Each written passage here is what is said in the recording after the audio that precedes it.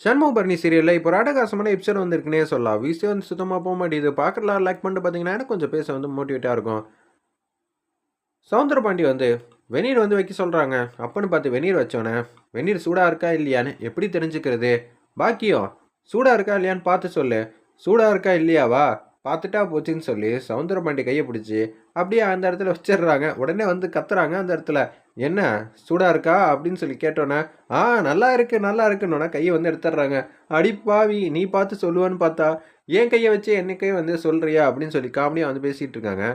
சவுந்தரபாண்டி சரி குளிச்சு முழிச்சிட்டு வாங்க, இட்லி வந்து சூடாக குத்தி வைக்கிறேன் அப்படின்னு சொல்லும்போது இட்லி இதெல்லாம் வந்து கிச்சனில் வந்து குத்தி வச்சுக்கிட்டு இருக்காங்க. அந்த இடத்துல என்னக்கா ஆச்சு, பேப்பர் படிச்சுக்கிட்டு இருக்கியா?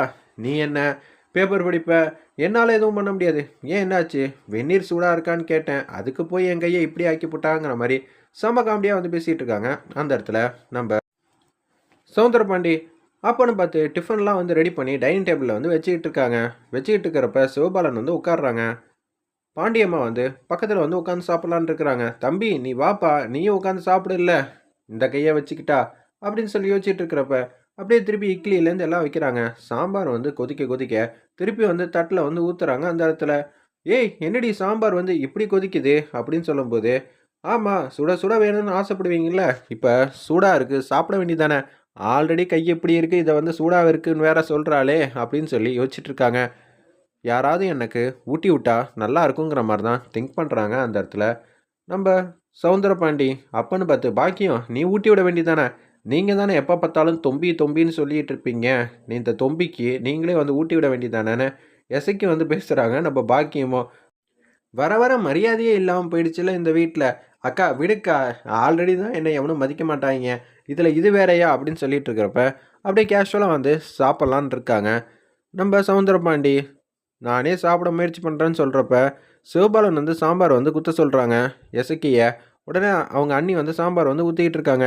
என்னடி அவன் பக்கத்தில் வந்து புருஷனா இவ்வளோ வந்து பக்கத்தில் நின்று வந்து சாம்பார் வந்து ஊற்றிக்கிட்டு இருக்க, எட்டி வந்து ஊட்டு அப்படின்னு சொல்லும்போது செமையாக வந்து முறைக்கிறாங்க அந்த இடத்துல நம்ம எசக்கி.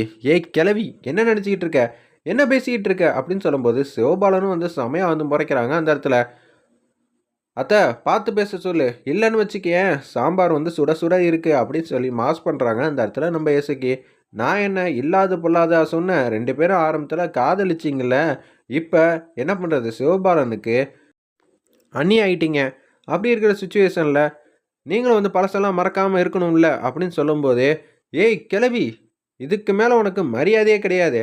அத்தை இன்னும் ஒரு 10 செகண்டுக்கு மேலே நான் இங்கே இருந்தேன்னு வச்சுக்கிங்க, நான் என்ன செய்வேன் ஏது செய்வேன்னு எனக்கே தெரியாதுங்கிற மாதிரி எஸ்ஐக்கு வந்து செம மாஸ் பண்ணுறாங்க. வேறு லெவலில் இருந்துச்சுன்னே சொல்லலாம் அந்த சீன்லாம். உடனே வந்து கரண்டி எடுத்து தூக்கி வீசி எறிகிறாங்க. இப்போ நான் கிச்சனுக்கு போயிட்டு நான் வர கோவத்துக்கு நான் என்ன செய்வேன்னு எனக்கே தெரியாதுன்னு சொல்லி கிச்சனுக்கு வந்து குடுக்குன்னு போகிறாங்க.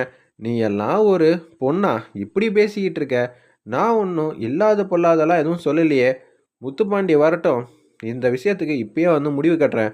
அம்மா வர வர வந்து இது ஆட்டம் ஓவராக இருக்குமா, தூங்கும்போது ஏதாவது ஒன்று பண்ணியே ஆகணும் போல இருக்கே அப்படின்னு சொல்லிட்டு இருக்காங்க நம்ம சிவபாலன். நான் இன்னைக்கு சும்மா விட மாட்டேன், எசக்கியை வந்து வம்பிழுத்துட்டல்ல, அதுவும் எங்கள் அண்ணியை வந்து வம்பிழுத்துட்டல்ல, ஒன்றெல்லாம் வந்து சத்தியமாக வந்து சும்மா விடக்கூடாதுன்னு சொன்னேன். போங்கடா உங்களெல்லாம் பற்றி எனக்கு கவலையே இல்லைன்னு சொல்லி கேஷுவலாக வந்து சாப்பிட்டுட்டு இருக்கிறப்ப, அம்மா இதெல்லாம் வந்து சும்மா விடக்கூடாதுமா, கிட்ட நம்ம ஜாக்கிரதையாக இருக்கிற மாதிரி நம்ம கிட்ட இது ஜாக்கிரதையாக இருந்தே ஆகணும், இல்லாட்டி இது மாதிரி தான் அசிங்கமாக வந்து பேசிக்கிட்டே இருக்கும் அப்படின்னு நம்ம சிவபாலனும் பாக்கியமும் அதிரடியாக ஒரு திட்டம் வந்து போடுறாங்க.